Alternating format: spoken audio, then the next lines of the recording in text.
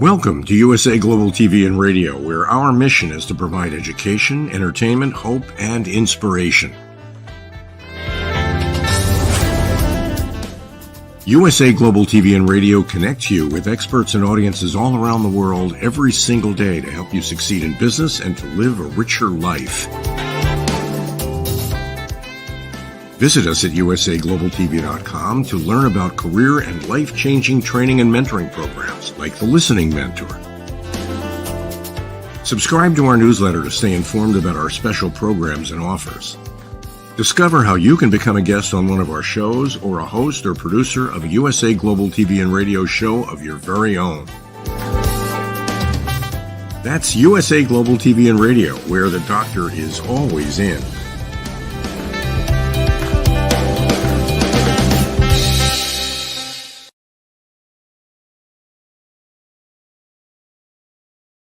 Good morning, good afternoon, good evening. Welcome home to USA Global TV and Radio, where we provide world-class education, hope, and inspiration. And we thank you for watching. We thank you for sharing. We thank you for telling people all about us.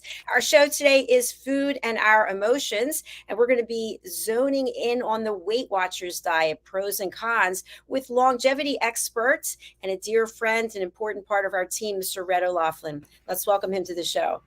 Hello, Red. Howdy, Dr. Jacalyn, and howdy all y'all out there in the wonderful world of USA Global TV and Radio Network. I love that. Howdy, y'all. It's a double y'all. Yeah, no, y'all is a group of people, and let's say that you had the family on your dad's side, your family on your mother's side, and you had some friends from next door, and you had some friends from college, and you would say, this group of y'all from your dad's side, I want you to go over and do that. This group from your mom's side, I want you to go over and do that. And so each one of those is a y'all. However, if you want to talk about the plural of y'all, it's all four groups would be all y'all. All y'all. I love it. We're getting an English lesson today as well. So. Well, more of a Texas English, but Southern English in the United States, because it's a very common expression. Y'all, we use it most of the time. And it's ingrained. It just comes out without even thinking about it.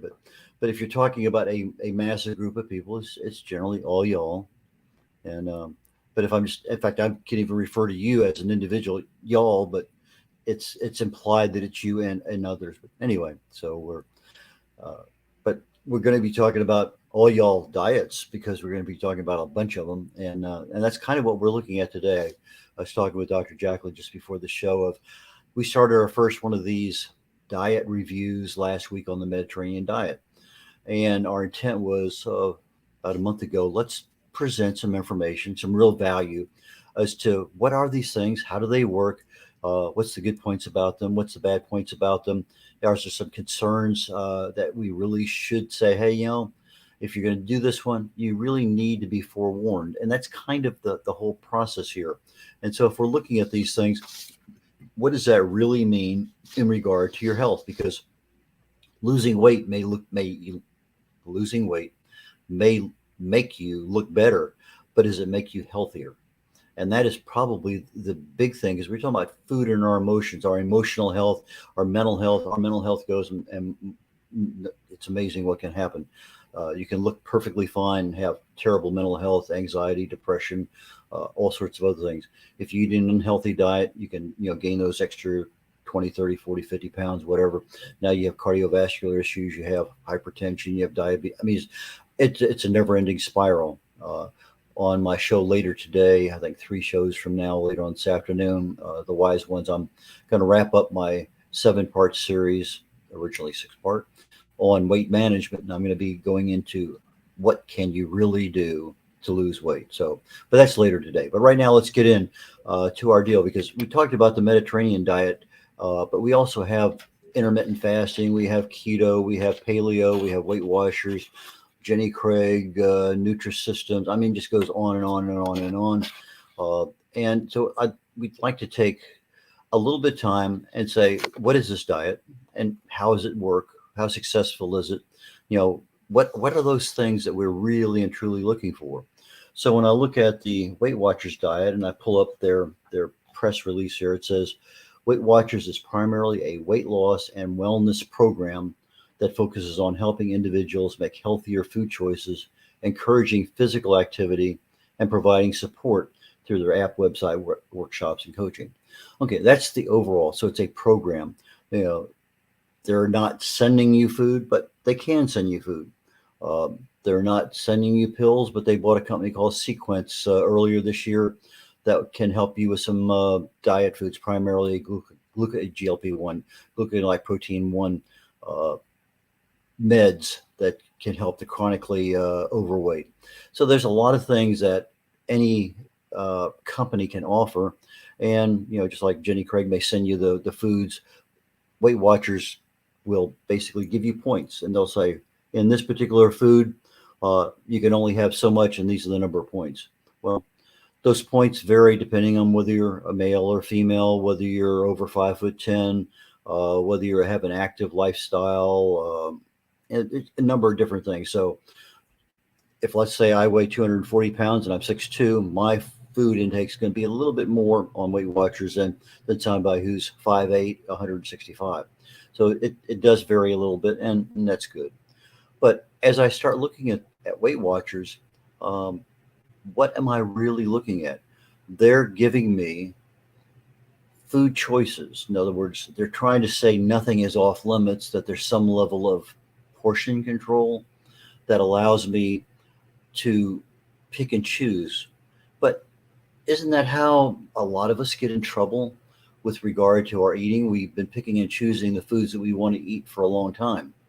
And, you know, maybe in your 20s, not a big deal. 30s, probably not. You might notice a little extra notch in your belt's needed. But as you get older and things change, we have a habit of 10, 20, 30, 40 years of eating the same foods, whether it's steak and potatoes or pasta or Mexican food. It doesn't matter. Our primary, if we look at the content of what we eat on a regular basis. So now I have here with Weight Watchers, and they give me options. Well, let's say that I have, I'm 6 foot, 200 pounds, male. You know, I have roughly around 30, 33 points that I can take and look at my grain. I'm looking at my vegetables. I can look at my fats. I can look at my proteins. I can look at fruit. I have a lot of things I can look at, and I pick and choose. And that's what I can have today. Well, and some of those we think, well, do I need to track all this stuff? Well, they have it down in some cases where you don't have to measure it. You don't have to track it. You don't have to weigh it. And that's kind of the same situation we were in before we ever started Weight Watchers. I'm of the impression that I want my nutrients as balanced as possible and from whole foods. In other words, I walk in the store, the first place I go is the vegetable fruit area. You know, and I look for organic stuff. That's my first norm. I pass the flour stand, I pass the breads, I pass the desserts, pastries. I go straight to there, and then as I wander around the outside part of the store, you know, the next area that I come to is dairy, and then I end up in the far side with the meats. But I read a lot of labels, and I want to make sure that what I'm getting is healthy. But when I look at Weight Watchers, I think there's an advantage in saying, yeah, you really need to split these things up and have fruits and veggies and protein and healthy fats. But I think there's a problem when you start saying, well, you can have unlimited of these. I think there's a problem when there's a fee associated. But any companies in the job, they need to make money. They need to be staying in business. So there has to be some income. And if I'm eating well, I should know what I'm eating and the benefits of it. It's only costing me my food price. I'm not paying an extra $20, $30 for whatever it may happen to be if I want to be on a special program. And Weight Watchers does have special programs. They have special levels that you can do. And I think overall, I think it's a good program. I think for somebody who doesn't have discipline, it's a great one. I think for somebody who needs accountability, group support, I think that's all there. I think there's a lot of information out there.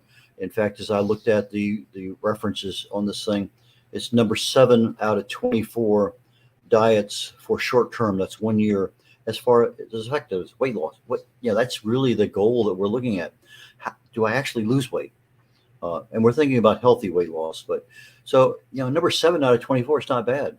I think it's actually pretty good. And when you look at 2 years, how much weight do people keep off after 2 years? And they're number 1 out of 24. That's impressive. Can't argue the stats. And you look at it and they say, and we have quite a few people who have lost 50 pounds in 3 years and kept it off. Well, I lost 40 some pounds with Atkins, kept it off for over 6 years. Absolutely no problem. I love the diet, and we'll talk about it down the road. But there are issues with each one of them. And when you start looking at what those issues are, now that becomes part of this program on the USA Global and TV radio network is awareness. That's our first level of understanding, what is this diet doing for me? And then part of what we're dialing deeper into is the educational part that says, this diet's a little bit better than this one because it gives you more omega-3s compared whatever. So we're looking at the details of some of these things. I look at the another stat, they say out of 24 diets, it's number 8. So it's in the top third of the easiest to follow. That's a big deal. So, what are some of those things that we really want to do? I mean, I think if I were saying a list and I want to compare last week's Mediterranean diet, and I think in a sense, Dr. Jacalyn and I are going to do that at the end of the show today, is the nutritional balance there. Because to me, as a researcher, as a health expert, as somebody who really and truly dives into the human body and looks at these things at a cellular level, chemically speaking, what do these things cause? So I think balanced nutrition is a very key area. Sustainability. Is this something I can live on for a while? I mean, I'm not sure now what caused me to go off Atkins. I started it toward the end of my military career. I spent a couple of years in New York City area, a couple of years in the Bay Area, California, my last 2 years in Stuttgart, Germany. And I found it super easy not having to prepare my own meals. I get home, I start preparing my own meals again, and heaven only knows anyway. But a lot of things happen in life, stressors here, there, and yonder. The other thing we want to look at is it generally a pretty healthy diet? Does it taste good? Is it flexible? Can I keep this diet if I go stop at the fast food place on the way home? Can I have a nice meal out on the weekend? Just how accessible, how flexible is it? Does it really yield weight loss? And are there some deficiencies in there that I really need to know about? If I'm on a particular type of diet and I only know that I can get a particular vitamin, really vitamin B12, I can only get that from meat sources, but I'm not using meat in that diet. I have to really and truly make super hard choices as to where I'm going to get certain kinds of things. So anyway, that's what this program's about. Dr. Jacalyn, what do you think? Thanks, Red. I also wanted to just share that we are not paid spokespersons and that the information we have here is purely informational and educational. So, Red, I've never been on the Weight Watchers diet, but isn't that the one where you go to meetings and get weighed in front of everyone? Something I want to say yes, because I know people who were on the diet and they used to complain that they didn't want to do that. That in all my research, I got about 15 pages of printed out forms here, plus 3 pages of notes. And that's one thing that didn't come up was the weigh-in. And so maybe they've changed over time. I don't know, because that's a very good question. I need to find the answer to that and report back next week, because that's a key one. That's an embarrassment issue, but it's also an accountability issue. So from an accountability perspective, if you're demonstrating that you're staying on that, just like AA or any other kind of program, you want to make sure that you're accountable to other people, because that's going to keep you on a particular program. And if you're on a health focused program and you stay on it and you're losing, even if it's a half a pound a week, you're showing progress. And as we know, a half a pound a week is a good amount to lose. I mean, because it's going to probably be sustainable over time. You lose 5 pounds this week, next week you lose nothing, next week you lose nothing. You're plateaued out, you get discouraged, and now you're stressed out. You need that bowl of popcorn, sit in front of a TV set and relax for a while. Have a beer or two, and all your troubles disappear. So, but that's not what we're doing here. So we're really trying to say the program is a good program. I'm not going to say anything negative about any program because I think there's benefits to a lot of them because it came up. It's been around for a long, long time. It's been successful. Lots of people have are very proud of the fact that they've lost weight on it, but it's trying to develop a habit that you recognize I need this protein. Now, whether it's this kind of protein, this, or this, I know what I can have. I want to avoid that kind of fat. I want to choose that kind of fat. I want to choose this, not that, choose this, not that. So I think from a perspective of awareness of what the foods are, it's good. But I think that there's also a problem in the flexibility that they give the dieter. I was looking at the unlimited uh, amount plan, and they had things in there. They just added potatoes, uh, watermelon, bananas, corn, popcorn, beans, peas, and they said any whole grain pastas. And when we're talking about our weight management class there on Talking Heads on the USA Global TV and Radio Network, uh, anytime you have insulin present in the bloodstream, which is after eating any kind of carb, you can't, fat will not burn. And that's really what we're trying to do. We want to lose weight, so we got to burn fat. So if I'm restricted from burning fat because I just had a baked potato or I just had a whole grain spaghetti, pasta, whatever, or I'm eating corn or I'm sitting there with 10 ounces of popcorn, that carb will cause my blood sugar levels to go up, will cause my insulin to be present in my blood. And now, as much as I want to burn fat, I can't. Uh, so, from a perspective of it's providing me, I think, more carbohydrates, especially on an unlimited amount. In other words, I know that one hand of popcorn probably isn't going to hurt me. One bag of popcorn is certainly not good. A huge bucket of popcorn as I'm sitting for a 2 hour movie is not the healthiest choice. So those are things that as you go through, sometimes you just need the taste, the texture, that unctuousness of that thing. When I was on Atkins, uh, I could take one spoonful of ice cream and just kind of savor it. I could take one bite of a Snickers and just savor it, and that would be it. I put it back in the refrigerator. That's it till tomorrow. So sometimes we just need a little extra, but we are restricted because that's not part of the program. But with regard to the options we have here, I think it's too flexible. Um, what are your thoughts about the these because if it's unlimited, I can I don't have any control of my calories. I have no control over my fats. I haven't. I mean, there's just a lot of maybe not fats because none of the unrestricted stuff had fats in it, but it's really a calorie deal, and we know from calories in equals calories out that there's a lot of issues there. But what do you think? I'm still on the bucket of popcorn. I'm wondering, does it have butter? Lots of What? Oh, hot absolutely. butter Has that fake, has that fake butter tasting stuff that's really nasty for you. But covered in part of the problem, salt. yeah, oh, absolutely.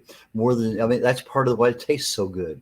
I mean, is there anything better than bacon and butter and maybe bourbon or something like that that really and truly just, so there's certain things out there that I mean, savor a nice piece of bacon, crispy. Uh, I don't know why some restaurants want to serve it boiled, but you pick it up and it just flops over. I like my bacon crisp. I like that crunch in my mouth. I like that taste of the bacon.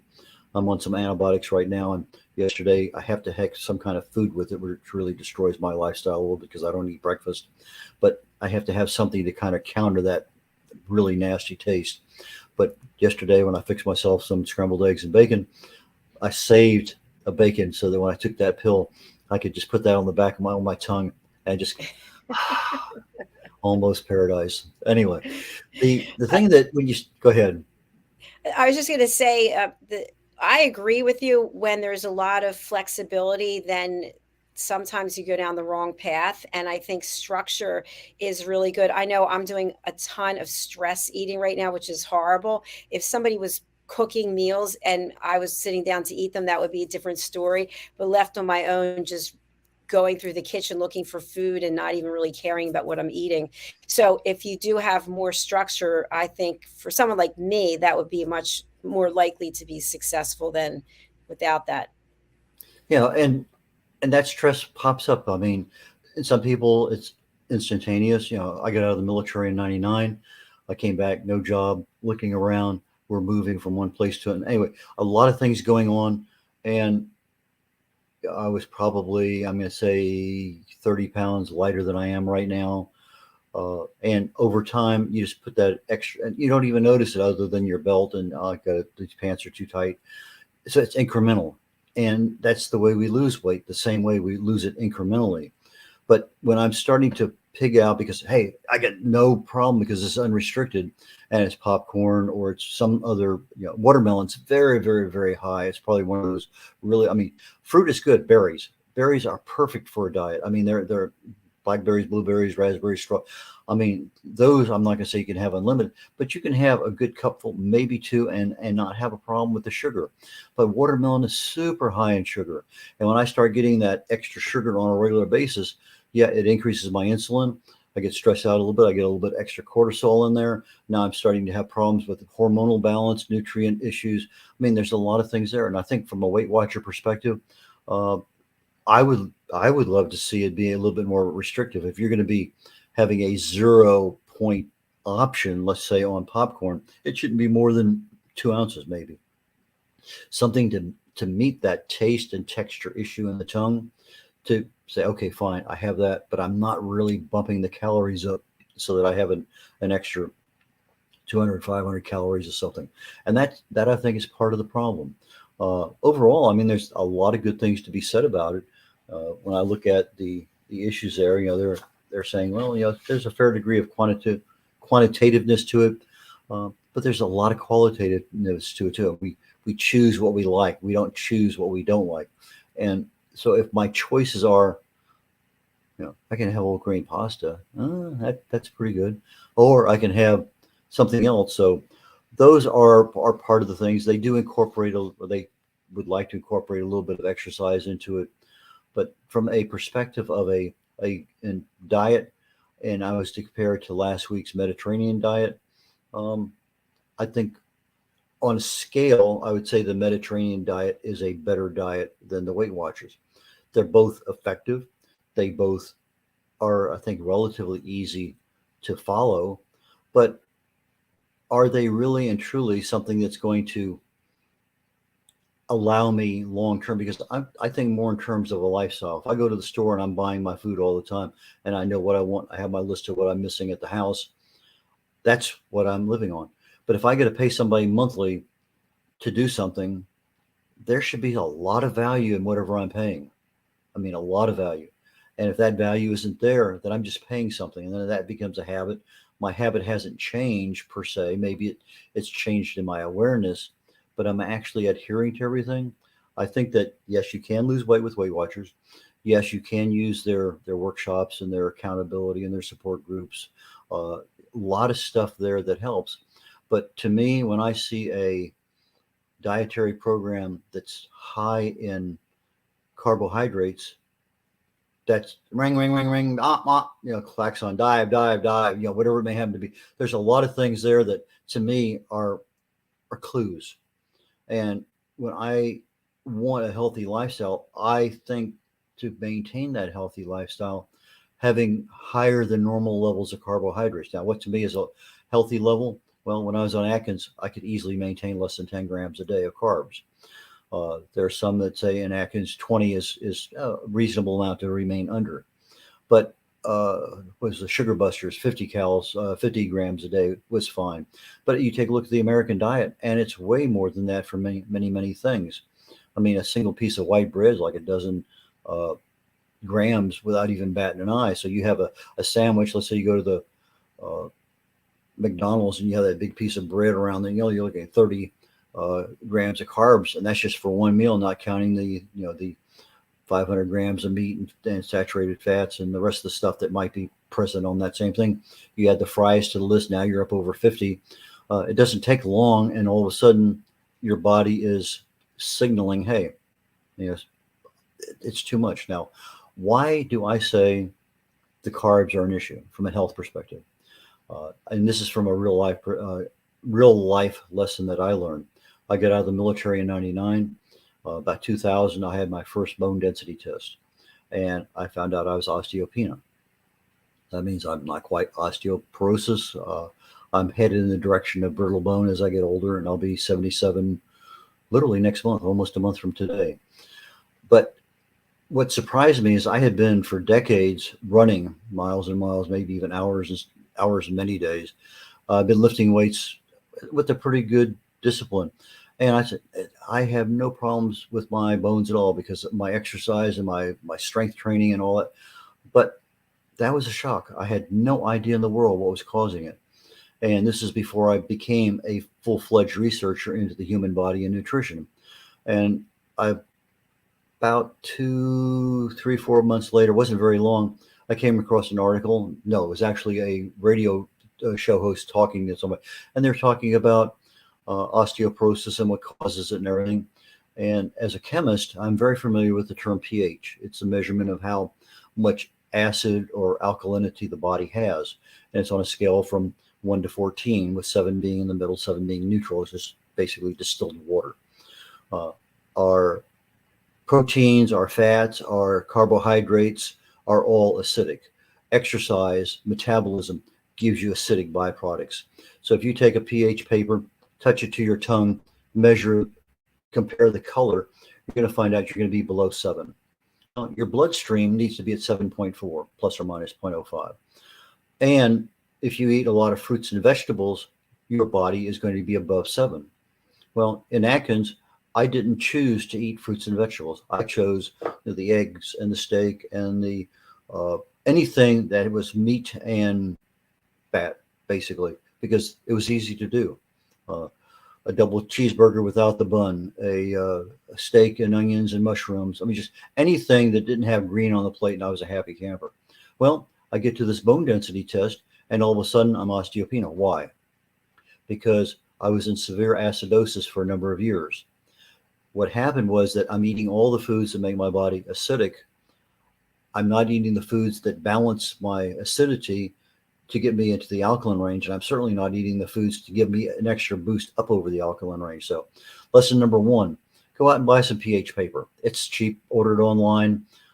And now you have something that you can measure in that range of 6 to 8, 5.5 to 8. Anyway, something you want to look at the pH paper that's going to give you something in that 7, 6, 7, 8 range, so that when you you touch it to your tongue, you now have a quantitative measure of what is my pH. What does that really mean? Well, if my pH is below 7.4, my bloodstream is going to go to sources in the body that have calcium, my bones, and it's going to leach calcium out. It's going to reach out and grab hold of that calcium and yank it out of the bone to maintain proper pH in the body. So people who live decades and they have never maintained an alkaline body, now all of a sudden their bones are very brittle. They fall, they break a bone, and boom, now you have problems. How do you get the calcium into the bone, and how the calcium comes out of the bone are two different animals. The calcium comes in from the food you eat. If you're just taking a calcium pill and it's calcium carbonate, it's probably going to end up in the toilet, because it's just not very easy to digest. You need magnesium in your body already to help that calcium absorb. And most people are deficient both in calcium and magnesium. So if you don't have the magnesium, the calcium ends up in the toilet. Now it leaves the stomach and goes through the duodenum. If you have enough vitamin D3, the duodenum is going to reach in there, grab out that calcium and get it into the bloodstream. So it's not going to end up in the toilet. But now we have a problem. Most people are deficient in vitamin D3, so it's going to just pass on down. So let's get it into the bloodstream. Now all of a sudden it has 2 places to go to. It can go to your bones, or it can go to your heart valves and arteries. It's called plaque. If you don't have enough vitamin K2, it's going to go to your heart valves and arteries. Now you're going to have cardiovascular issues as you get older. To get it into the bone, you have to have enough vitamin K2. So you need 4 different chemicals. You need the calcium, the magnesium, the vitamin D3, and the vitamin K2. All 4 of those are something that are deficient in most American food choices. So that gets the calcium into the bones, but now pH determines whether it stays there or not. And so if your food choices, you actually get the calcium into the bones because you're eating the foods that have the calcium, the magnesium, the vitamin D3, and the K2. Keeping it there means you have to keep that pH above 7.4. Otherwise, it's going to be continually leached out. And that's what I think is a detriment in a lot of diets, the fact that if you're keeping your insulin levels high, your carbohydrates are very, very acidic. They're going to balance the equation on the lower side of 7. And now you have a bone issue, certainly not in your 30s or 40s, but after your 60s, that becomes an issue because the habit has already been established. That's what I eat every day. That's what people prepare for me every day. And so those are key issues with regard to how many carbs are available in a diet. And that to me is what I focus on. Even today, I try to keep my carbs under 10 grams a day.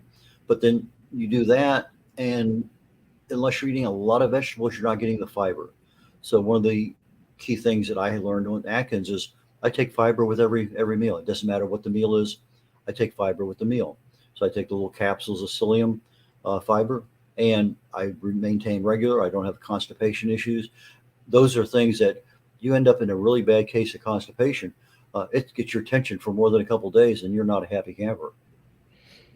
Right. So many good points that you mentioned, Red. And we do have a comment from someone on LinkedIn. Yes, I love their covering pH. Thank you so much for watching and commenting. So I think the part that's confusing for me and maybe some other people out there as well, not what you're speaking about, but just in general confusing. So I have autoimmune diseases, ulcerative colitis is one, and there's certain things I'm not supposed to eat or drink. So I haven't had caffeine in years, just as an example. And then I'm also 60, so, menopause and that lovely whole topic. But then if you look at what you're not supposed to eat, if you have ulcerative colitis, plus I have food allergies, so stay away from these things. So then it's limited to these things. And then these things might not be the best for healthy lifestyle. It just gets to be so confusing. So what I started doing was ramping up my exercise. I started this years ago. As you know, I'm sort of like an exercise nut. And what I found was, since I turned 60, that no matter what level of exercise I do, I can't keep up. I can't lose weight like I used to. It used to be no big deal. And I started this week doing interval training on my spin bike. So 30 seconds killing it, then 20 seconds off, then 30 seconds on for 75 minutes. And I feel like that's made some changes. But then I'm stress eating. So that's completely, anything good I'm doing is eliminated by the stress eating. So what is the answer, Reds? Is it something that it's not just about the diet, it's also about the mindset? Well, there's several aspects of it. Age, number one, exercise, but I will be talking about menopause later on this afternoon on Talking Heads, because we're wrapping up the show, and I promised that we would be covering that. In fact, Eat Like a Girl, if I can show that book, Fast Like a Girl by Dr. Mindy Peltz. She's available on YouTube. I saw one of her shows, and she talks about, the whole thing is menstrual cycles, perimenopause, menopause, and what's happening. Because as you go through, we talked about insulin. You're stressed out, cortisol levels are going to go up. Cortisol automatically causes insulin to come in. So if you're stressed, insulin is going to be present. You're not going to be, no matter what you do exercise-wise, you're not going to be able to do anything because your insulin levels are up. But regardless, now what you're doing is that interval training, that cycling back and forth, is what's called a hormetic change, that you're stressing things and letting them down. And when you do that in the mitochondrial level in the body, now you start having a metabolic response that's actually going to work. But let's assume you had a thyroid issue you don't know about. That's going to prevent you from losing weight. If there's, we talked about almost a dozen different hormones that address your appetite, address your blood sugar release, address hormone, and the hormonal balance are just so many different things. So if your estrogen is low, if your testosterone is low, you can't lose weight. So it's just not the mere fact of the foods that you're eating or the exercise you're doing, because calories in does not equal calories out. And that's part of the myth that, well, it might have worked when I was 25, but it's not going to work when you're 65 because there's been too many changes. However, if you are getting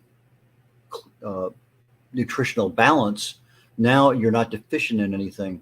One of the diets I don't have on here, and I really need to add, it's not really a diet per se. But when my wife was on chemo and I was looking at something to help counter some of the side effects, I read a book by um, brain dump again. Okay. Let me think about this in just a second. I'll come right back to it. But I started changing, and her whole diet was her whole lifestyle because she had MS. Oh, my brain, I can't think. She had MS for a number of years, is in a wheelchair, and she put herself on the Walls protocol. Dr. Terry Walls, she's an internist. Late in life, she came down with MS, and she wrote this book based on her research of balanced nutrition, colored fruits and vegetables to get the phytonutrients, sulfur-laden vegetables to get the repair chemicals of sulfur into the body, and the quality protein and healthy fats. Nothing talking about carbs whatsoever, other than some of the fruits and vegetables have a little bit of carbs in them, but there wasn't anything there. And literally months of almost a year of chemo fog disappeared in 48 hours. Weeks of radiation had no effect. And I'll talk more about that, but down the road. But the whole thing was predicated on balanced nutrition, more so than anything else. Over 30 nutrients the body needs a day. And so if you're balancing your nutrition, however you can do that, and there's no essential carbs whatsoever. They say, well, you need the fiber. Well, there are other ways of getting fiber with your veggies and your fruits and things like that. But there's just a lot of things there that we are not aware of, and that's kind of why we have the show, is to talk about it. Like the gentleman or lady, I'm not sure who, that commented on the pH. Hardly any diet. In fact, I've read over 7 books on Atkins. Not a single one of them address acidosis. Not a single one of them address pH. I read 5 before I started the diet back in the mid 90s. I read 2 since I got back, since I retired from the military, and they don't talk about it, but it's a big issue. All these other ones, talk about have 5 meals, 5 snacks a day. Well, you do that, you never let your insulin levels down. So, just a lot of issues out there. So, but compare. I want to go ahead. Sorry, just a question I have. I am a paid spokesperson for Juice Plus, which I have my supplements right here. So what about the value of supplements in any of these diets? Do they basically say is if you follow the diet, you don't need any supplements? When do you actually need supplements? I know they're not a replacement for eating well. No, the supplements, depending on the quality, like I mentioned, calcium. Most of the pills you take, calcium carbonate, they just do not dissolve well in the stomach. You almost have to have food with them. Vitamin B12 is a cobalamin. Cobalamins will not pass through the stomach system, digestive gases. So you have to put it under your tongue and have it go in subliminally. If you're deficient in B12 for a long time, it mimics Alzheimer's. Vitamin E, there's 8 different kinds of vitamins E, 4-tocopherols, full-tocotrienol. And the one they give you in most supplements is a synthetic that's worthless, in my opinion. So you have to look at what are you actually getting. Now, in your particular case, if that particular component is easily bioavailable in the body, so in other words, if I'm looking at curcumin or resveratrol or something, I want to make sure there's a lot of piperine, black pepper extract, because it makes it more bioavailable in the body. So instead of getting 1 or 2 or 3% of that down to the cellular level, I want 15, 20, 30% down there, because that's really the benefit. So it depends on what you're taking and how much is there. Now, I'm not a cruciferous vegetable fan at all. I don't like those kinds of foods. However, when my wife was trying to get off a particular kind of med, it was an estrogen inhibitor, and they said cruciferous vegetable. So my research says, okay, indole 3-carbinol. That's a very good estrogen inhibitor, natural. Well, she spent about a month or so on the med, the prescription, and the side effects were horrific. And so we put her on that. So I think there are times, like I love to take the vitamin K2, because if you take it with a high monoquinone 4 level, will actually go into the heart and start extracting some of that plaque that's built up over time. So I think there's a plus for supplements, but I think you have to be aware of what are you supplementing, so you're getting a good balance in everything else you're having. So if you're supplementing this and this and this and this, okay, I don't really need to have something else, and maybe now you're restricting your calories a little bit, which is a plus. And so it's an awareness and an educational thing, and a continual learning as to What is it? Reading the label, understanding what are you really getting? How much do I need? Is that really how much do I need, or is that what the government tells me what I need? Uh, on vitamin D3, I take 20,000 IU's a day. I have for a long time, especially since before COVID. That to me gets my blood vitamin D3 levels up over that 90 to 100 milligram, whatever the measurement, milligrams per deciliter. I'm not sure on the vitamin D3, but it gets me up. So when I get my annual test, I know my vitamin D3 levels are super high. And the vast majority of the American eaters or citizens have levels that we could consider deficient under 30. So, That was me. so it's again, and that's why we're here. We're talking about these things that are important. So I think there's a place for it. I mean, I supplement with vitamin E that has 8 different forms of it. I supplement with the vitamin K2 that has really high levels of monoquinone 4. You have that's the workhorse. That's the stuff that's going minute by minute and charging through the body. The monoquinone 7 and vitamin K2 is kind of a longer lasting 24-hour. There's some other monoquinones in there. Uh, Vitamin K1 is converted to vitamin K2 in the body from leafy green vegetables, but it just doesn't convert enough. So to me, I think I need a supplement. So to answer your question more specifically, yes, I think supplements are required depending on your lifestyle food choices. Thank you, Red. Well, we're coming to the end of our program. And of course, wonderful information that you've shared. Again, more education. So we're giving thumbs up to the Weight Watchers diet. I think so. I don't have a problem other than the unrestricted portion of it. And I think awareness is part of our key here. If somebody's looking for a weight loss diet, obviously it's rated number 1 in actual weight loss. It's rated number 8 out of 24 in ease of being able to do it. Okay. It's rated number 7 out of 24 in 1 year's actual weight loss. So I think it's hard to argue with that. It was number 23 or 24 out of 24. Yeah, I might say, well, maybe not a thumbs up, but maybe 1 thumbs up or half a thumbs up. But I don't have a problem with the Weight Watchers other than what we've talked about, and I think those are easily correctable as long as person's aware of it going in. That I don't want to have brittle bones if I'm going to stay on this. And it's not just a diet. You end up in a diet. Okay, I lost 5, 15, 20, 30 pounds. Now I'm back to what I was doing that caused me to gain that 10, 20, 15, 20 pounds. And that's what we don't want. The diets seem to be temporary in our minds, and that's not what we want. We want a lifestyle that I can live this the rest of my life, whether it costs me $25 a month or not.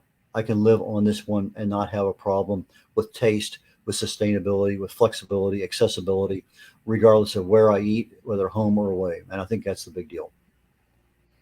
Excellent way to sum it up. Thank you so much, Red. And thank you to everyone who's watching. We have an afternoon packed with shows starring Mr. Red O'Laughlin and our guests. If you'd like to join us on any of our programs, please go over to our website, usaglobaltv.com, and you can book your session there. Red, any final words for today's program? No, we have another show coming up in just a few minutes, literally a few minutes, the Corner Bookstore. Then we have the Wise Ones coming up an hour or so after that, 1 o'clock Eastern, 2 o'clock Eastern, 1 o'clock Central. I'm in the Central Zone. Dr. Jacalyn's in the Eastern Zone. And then my show, Talking Heads, is going to be on immediately following the Wise Ones. And so on 4 shows today, and we're here to provide information, awareness, value in various aspects. So right now we're talking about health. Next, we're going to be talking to an author about his life as an author, writing books, publishing, those kinds of things. The Wise Ones today is going to be a dear friend of mine, Joanna Haynes. We're going to have a chance to talk to her about men's clothing and a lot of the aspects about what's changed over time, what should we be looking at today. And then my final show today is Talking Heads. It's part 7 out of 7 on weight management. What really and truly is required to lose weight. So that's another awareness and educational session today. Thank you so much, Red. Really appreciate you. And this show today is brought to us in part by a sponsorship from Zane Carson Carruth, author of The World's First Tooth Fairy Ever, and Zane's second episode of Elegance, Polished Demeanor, and Posh Living is premiering today after Red's Talking Head show. And Zane will be welcoming the vintage Contessa. So we're super excited for that. So let's take a look at Zane's sponsorship, and we'll be right back with the Corner Bookstore. See you all then. Hi, my name is Zane Carson Carruth, and I'm the author of this book, The World's First Tooth Fairy Ever.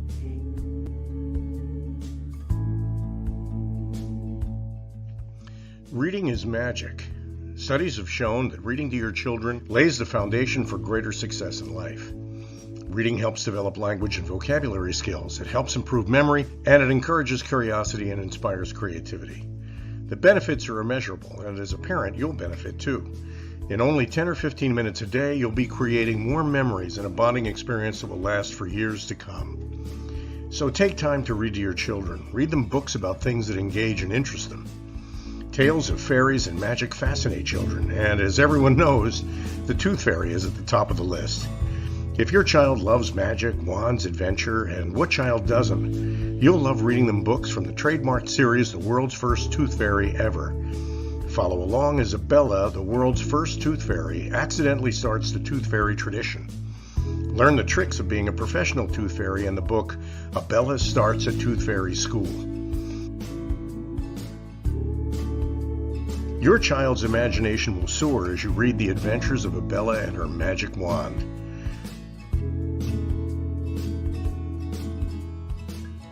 These wonderful books are available at worldsfirsttoothfairy.com and at Amazon, Barnes & Noble, and Walmart.